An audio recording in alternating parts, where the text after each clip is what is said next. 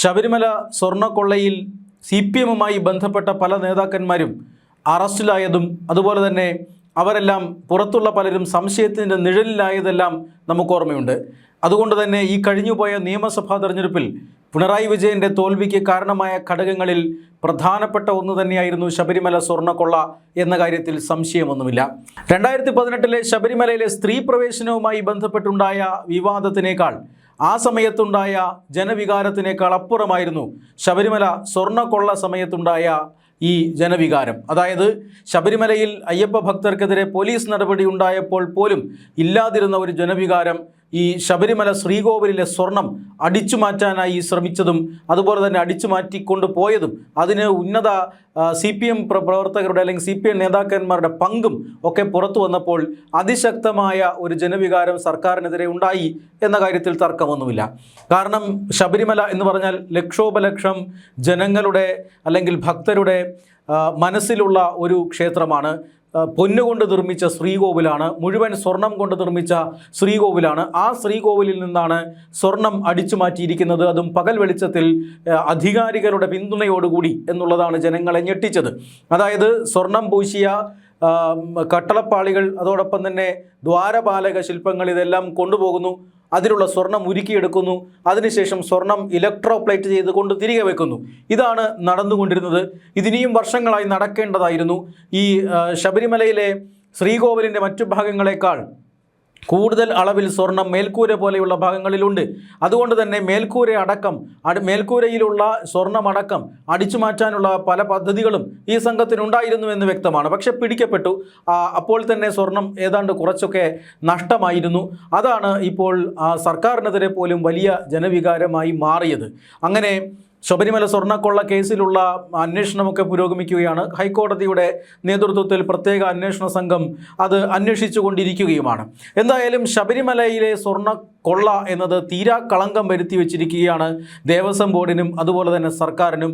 അതുകൊണ്ട് തന്നെ പരിഹാരക്രിയകളുമായി മുന്നോട്ട് പോകാനാണ് ഇപ്പോൾ തിരുവിതാംകൂർ ദേവസ്വം ബോർഡ് തീരുമാനിച്ചിരിക്കുന്നത്. ശബരിമലയിൽ ഈ സ്വർണ്ണക്കൊള്ള കാരണം ഉണ്ടായ ചില പ്രശ്നങ്ങൾ, അതിൽ ഭഗവാനടക്കം ഉണ്ടായ അതൃപ്തി, ജനങ്ങളുടെ ഈ വിരുദ്ധ വികാരം, ഭരണവിരുദ്ധ വികാരം, ഇതിനെയൊക്കെ മറികടക്കാനായിട്ടാണ് തിരുവിതാംകൂർ ദേവസ്വം ബോർഡ് ഇപ്പോൾ പരിഹാരക്രിയകൾ ചെയ്യാൻ തയ്യാറെടുത്തിരിക്കുന്നത്. അത്തരം പരിഹാരക്രിയകളുടെ ഭാഗമായി പല ക്ഷേത്രങ്ങളിലും വളരെ പ്രധാനപ്പെട്ട പല ക്ഷേത്രങ്ങളിലും പ്രത്യേക പൂജകളും മറ്റും ദേവസ്വം ബോർഡിൻ്റെ കണക്കായി ഇപ്പോൾ നടന്നു വരികയാണ്. കൊല്ലൂർ മൂകാംബിക ക്ഷേത്രത്തിലടക്കം പരിഹാരക്രിയകളുടെ ഭാഗമായി തിരുവിതാംകൂർ ദേവസ്വം ബോർഡ് പ്രത്യേക പൂജകളും മറ്റും നടത്തി എന്ന വാർത്തയാണ് പുറത്തു വരുന്നത്. കാരണം അത്രമാത്രം ഡാമേജ് ഈ ശബരിമല സ്വർണ്ണക്കൊള്ള ബന്ധപ്പെട്ടവർക്ക് ഉണ്ടാക്കി വച്ചിട്ടുണ്ട് എന്ന കാര്യത്തിൽ തർക്കമൊന്നുമില്ല. അതുകൊണ്ട് തന്നെ ഈ ഒരു പ്രതിസന്ധിയെ മറികടക്കാനാണ് ഇപ്പോൾ ആത്മീയമായ രീതിയിൽ അല്ലെങ്കിൽ ഭക്തിപരമായ രീതിയിൽ തിരുവിതാംകൂർ ദേവസ്വം ബോർഡ് നീങ്ങുന്നത്.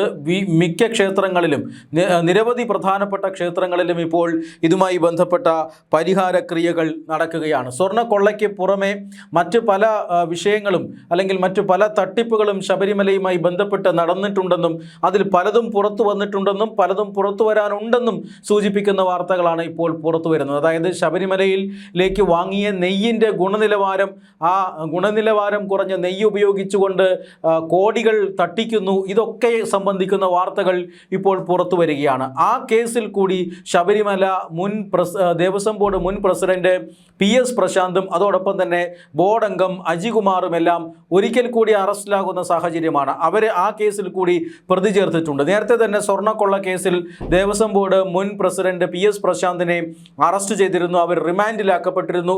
എന്നാൽ മറ്റൊരു കേസ് കൂടി ഇപ്പോൾ ഈ PS പ്രശാന്തിനും അതുപോലെ തന്നെ അജികുമാറിനും മേലും എത്തിയിരിക്കുകയാണ്. അതായത് ഒരു കേസിൽ ജാമ്യം എടുത്താലും മറ്റേ കേസിൽ പുറത്തു പോകില്ല എന്നൊരു ഉറപ്പ് ഇതിലൂടെ വരുത്തിയിരിക്കുകയാണ്. കാരണം ഈ നെയ്യുമായി ബന്ധപ്പെട്ട ശബരിമലയിലേക്ക് നെയ്യ് വാങ്ങിയതുമായി ബന്ധപ്പെട്ട കോടിക്കണക്കിന് രൂപയുടെ അഴിമതി, ആ അഴിമതി നടത്തിയത് ഇവരാണ് എന്നിപ്പോൾ അന്വേഷണ സംഘത്തിന് സംശയമുണ്ട്. അത് സംശയാതീതമായി അവർക്ക് തെളിയിക്കേണ്ടതുണ്ട്. അതുകൊണ്ട് തന്നെ സ്വർണ്ണക്കൊള്ളയ്ക്ക് പുറമെ 2019 നടന്ന സ്വർണ്ണക്കൊള്ള, ആ സ്വർണ്ണക്കൊള്ളയുടെ തെളിവ് നശിപ്പിക്കാനായി കൂട്ടുനിന്നതുകൊണ്ടാണ് PS പ്രശാന്ത് ഇപ്പോൾ അതേ സ്വർണ്ണക്കൊള്ള കേസിൽ കുടുങ്ങിയിട്ടുള്ളത്. അതിനു പുറമെ നെയ്യുമായി ബന്ധപ്പെട്ട അഴിമതി കേസിലും ഇപ്പോൾ PS പ്രശാന്തും അജികുമാർ അജികുമാറും അതുപോലെ തന്നെ മുരാരി ബാബുവിൻ്റെ പേരും, അദ്ദേഹം മരിച്ചു പോയിട്ടുണ്ട് എങ്കിൽ പോലും മുരാരി ബാബുവിൻ്റെ പേരും ഈ കേസിൽ വരികയാണ്. അതായത് ശബരിമലയിലേക്ക് നെയ്യ് വാങ്ങാൻ തീരുമാനിക്കുന്നു. ഇതിൽ 2 തരത്തിലുള്ള അഴിമതി നടന്നു എന്നാണ് പ്രത്യേക അന്വേഷണ സംഘം കണ്ടെത്തിയിരിക്കുന്നത്. അതായത് 375 രൂപയ്ക്ക്, ലിറ്ററിന് 375 രൂപയ്ക്ക് ഒരു സ്വകാര്യ കമ്പനി ശബരിമലയിലേക്ക് നെയ്യ് തരാൻ തയ്യാറായി. ലക്ഷക്കണക്കിന് ലിറ്റർ നെയ്യാണ് ശബരിമലയിലേക്ക് വേണ്ടത്. ആ നെയ്യ് തരാൻ തയ്യാറാകുന്നു. അങ്ങനെ ഒരു കൊട്ടേഷൻ കിട്ടുന്നു. എന്നിട്ട് പോലും അത് അവഗണിച്ചുകൊണ്ട് 515 രൂപ, ലിറ്ററിന് 515 രൂപ എന്ന മുന്തിയ വിലയ്ക്ക് മിൽമയിൽ നിന്നും നെയ്യ് വാങ്ങാൻ തീരുമാനമെടുക്കുന്നു. ആ തീരുമാനമെടുത്തത് ഈ പറയുന്ന മുരാരി ബാബു തയ്യാറാക്കിയ, അതിൻ്റെ ഡോക്യുമെൻറ്റ്സ് ഒക്കെ തയ്യാറാക്കിയത് മുരാരി ബാബുവാണ്. തീരുമാനമെടുത്ത് ഒപ്പുവെച്ചത് ദേവസ്വം ബോർഡ് പ്രസിഡന്റ് PS പ്രശാന്തും അതുപോലെ തന്നെ അംഗം അജികുമാറുമാണ്. അതുകൊണ്ട് തന്നെയാണ് ഇവർ ഈ കേസിൽ പ്രധാന പ്രതിയായിട്ട് വരുന്നു. ഏതാണ്ട് 2.3 കോടി രൂപ ഈ ഇനത്തിൽ നഷ്ടം വരുത്തി. അതായത് 375 രൂപയുടെ നെയ്യ് 515 രൂപയ്ക്ക് വാങ്ങിയതോടുകൂടി ഖജനാവിന് 2.3 കോടി രൂപയുടെ നഷ്ടം വരുത്തി വെച്ചു എന്നതാണ് ഒരു അഴിമതി. ഇതേ ഇടപാടിൽ തന്നെ മറ്റൊരു വലിയ അഴിമതി കൂടി ഇവർ നടത്തിയിട്ടുണ്ട് എന്ന് അന്വേഷണ സംഘം സംശയിക്കുന്നുണ്ട്. അതായത് മിൽമയിൽ നിന്നും ലക്ഷക്കണക്കിന് ലിറ്ററിൻ്റെ നെയ്യ് വാങ്ങുന്നു. ആ നെയ്യിൻ്റെ ലോഡ്, കൺസൈൻമെൻറ്റ് മുഴുവൻ ശബരിമലയിലേക്ക് മിൽമയിൽ നിന്നും പുറപ്പെടുന്നു. പക്ഷേ മിൽമയിൽ നിന്നും പുറപ്പെട്ട ആ 1-ാം തരം ക്വാളിറ്റിയുള്ള യഥാർത്ഥ നെയ്യല്ല ശബരിമലയിലേക്ക് എത്തിയത്. ഈ നെയ്യ് ഇടയ്ക്ക് വെച്ച് എവിടെയോ അവിടെ നിന്ന് മാറ്റി അത് മാർക്കറ്റ് വിലയ്ക്ക് വിറ്റഴിക്കുന്നു. അതിനുശേഷം തമിഴ്നാട്ടിൽ നിന്ന് കൊണ്ടുവന്ന മായം കലർത്തിയ, ഒരിക്കലും ഭക്ഷിക്കാൻ പാടില്ലാത്ത നെയ്യ് എന്ന് പറയുന്ന ഒരു സാധനം ഈ പാക്കറ്റുകളിൽ നിറച്ച് ശബരിമലയിലേക്ക് എത്തിക്കുന്നു. അത് ഭഗവാനെ നിവേദിക്കാൻ വേണ്ടി ഉപയോഗിക്കുന്നു. ഇതാണ് അവിടെ നടന്ന 2ാമത്തെ ഏറ്റവും വലിയ അഴിമതി. അതായത് ദേവസ്വം ബോർഡിൻ്റെ പൈസ കൊണ്ട് വാങ്ങിയ ആ ഒരു നെയ്യ്, മിൽമയുടെ നെയ്യ്, അത് മാർക്കറ്റിൽ വിറ്റഴിക്കുന്നു. അതിൻ്റെ ലാഭം അവരെടുക്കുന്നു. അതിനുശേഷം വില കുറഞ്ഞ, അതിൽ 50% പോലും വിലയില്ലാത്ത മായം കലർത്തിയ തമിഴ്നാട്ടിൽ നിന്നുള്ള നെയ്യ് വാങ്ങി ഭഗവാന് അഭിഷേകം നടത്താനായി ഉപയോഗിക്കുന്നു. ഇതാണ് 2ാമത്തെ അഴിമതി. ഇങ്ങനെ ഗുരുതരമായ 2 അഴിമതികൾ ഒരേ ഇടപാടിൽ നടന്നിരിക്കുന്നു എന്നാണ് ഇപ്പോൾ അന്വേഷണ സംഘം കണ്ടെത്തിയിരിക്കുന്നത്. ആ അന്വേഷണ സംഘമാണ് ഇപ്പോൾ PS പ്രശാന്തിനെയും അതുപോലെ തന്നെ അജികുമാറിനെയും പ്രതി ചേർത്തിരിക്കുന്നത്. അതുകൊണ്ട് തന്നെ അവർ ഈ കേസിലും ഇനി ജയിലിൽ കിടന്ന് ഉണ്ട തിന്നേണ്ടി വരും എന്ന ഒരു സാഹചര്യമാണ് ഇപ്പോഴുള്ളത്. മാത്രമല്ല, ശബരിമല സ്വർണ്ണക്കൊള്ള കേസിൽ അന്വേഷണം പുരോഗമിക്കുകയാണ്. പക്ഷേ ഇപ്പോഴും കുറ്റപത്രം സമർപ്പിച്ചിട്ടില്ല. എവിടെയൊക്കെയോ അന്വേഷണം ഉടക്കി നിൽക്കുന്നു എന്ന ഒരു സാഹചര്യമുണ്ട്. PS പ്രശാന്തിനെയൊക്കെ നേരത്തെ തന്നെ ഈ കേസിൽ അറസ്റ്റ് ചെയ്യേണ്ടതായിരുന്നു. പക്ഷേ ഇപ്പോഴും അറസ്റ്റ് ചെയ്തിട്ടില്ല.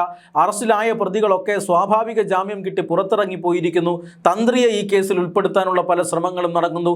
അതുകൊണ്ട് തന്നെ അന്വേഷണത്തിൽ തന്നെ, ഈ ശബരിമല സ്വർണ്ണക്കൊള്ളയുമായി ബന്ധപ്പെട്ട അന്വേഷണത്തിൽ തന്നെ ഇപ്പോൾ ജനങ്ങൾക്ക് സംശയമുണ്ട്. അതുകൊണ്ട് തന്നെ ദേവസ്വം മന്ത്രി പറയുന്നത്, തൽക്കാലം ഹൈക്കോടതിയുടെ ഒരു നിരീക്ഷണത്തിൽ നടക്കുന്ന അന്വേഷണമായതിനാൽ സർക്കാരിന് ഇടപെടാൻ ബുദ്ധിമുട്ടുണ്ട്. കുറ്റപത്രം നൽകിക്കഴിഞ്ഞാൽ സർക്കാരിന് ഇടപെടാം.